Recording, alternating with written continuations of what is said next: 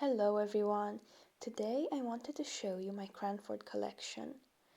I wanted to do an in-depth video about how they look on the inside as well, because I know that there are not a lot of videos out there that really show you how a book looks like on the inside.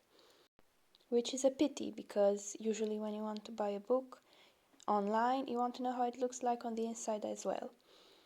So with that being said, let's get started. First off, about the covers. As you can see, they're really gorgeous. They have gold foiling, beautiful illustrations. But aside from that, they're also really sturdy and high quality. They don't get damaged very easily because the cloth, it's just really well made. I know that other cloth-bound books get damaged very easily after reading them only once. So that's a really good thing about these books: sturdy, not damaged easily. Another thing is that some of them contain illustrations, at least one illustration. I didn't know that The Secret Garden had any illustrations at all. I found this out after I bought it. I think these are illustrations from an older edition of The Secret Garden. Originally they would have been full color, but they printed them in black and white. The Secret Garden also has a page about the author, which not all of the books from the Cranford Collection do. So that's another good thing to know before you buy them. Here are some other illustrations, and here, they put that illustration in twice. The pages are really nice, cream colored, really pretty. Let me see if I can find another illustration.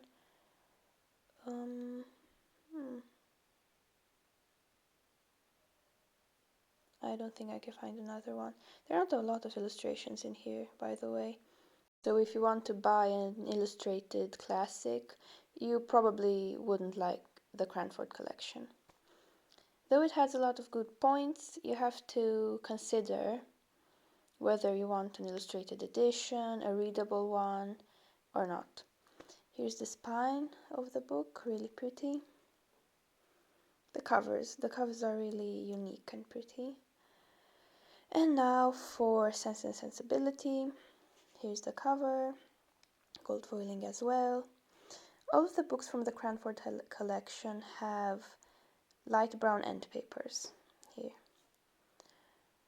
And the Jane Austen books from the Cranford collection have an illustration by Hugh Thompson on the first page, but only on the first page, not all throughout the book.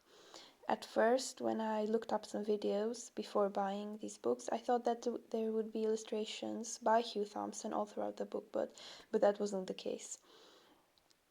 So again, if you want an illustrated edition, you might want to buy the Pan Macmillan ones. I heard that they have all of the illustrations by Hugh Thompson in there. And then, on the first page, there's an illustration of flowers, usually. It depends on what the cover looks like. This one has some roses, buttercups, just like the ones on the cover. I'm not really sure what these flowers are, but they're the same. The pages are beautiful. I really love the pages. Cream colored as well, beautiful font. They're really readable editions. They don't wear easily. Look, the font is really pretty, though as you can see the pages are a little bit thin, but that's not really it doesn't really bother me, unless if you want to annotate it. If you want to annotate it, you probably want to buy a book, an edition with thicker pages, but you can annotate this as well. You just have to use a paper.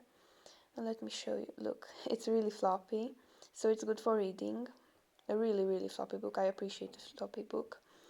You can just hold it on your lap and read it without having to hold it open with your hands. And now Pride and Prejudice, really beautiful cover, peacock themed. This one has, oh, I forgot to show you, yeah.